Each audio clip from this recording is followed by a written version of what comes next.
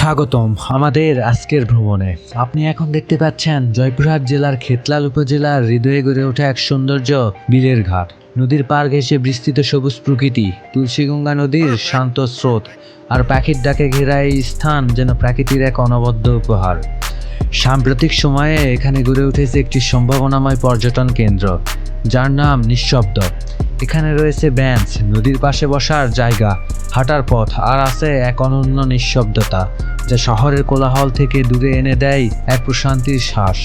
হতে পারে এখানে চোখে পড়ার মতো কোনো জাঁকজমকপূর্ণ স্থাপত্য বা আধুনিকতার ছোঁয়া নেই, কিন্তু এই খোলা বিস্তৃত মাঠ, দূরে ছড়িয়ে থাকা সবুজ গাছপালা, বিশুদ্ধ বাতাস আর নদীর ধারের চারটি শান্ত রাস্তা সবকিছু মিলিয়ে এমন এক প্রশান্তির অনুভূতি এনে দেয় যা মন খারাপ থাকলেও আপনাকে এক ধরনের প্রাণবন্ত শান্তিতে ভরিয়ে দেবে।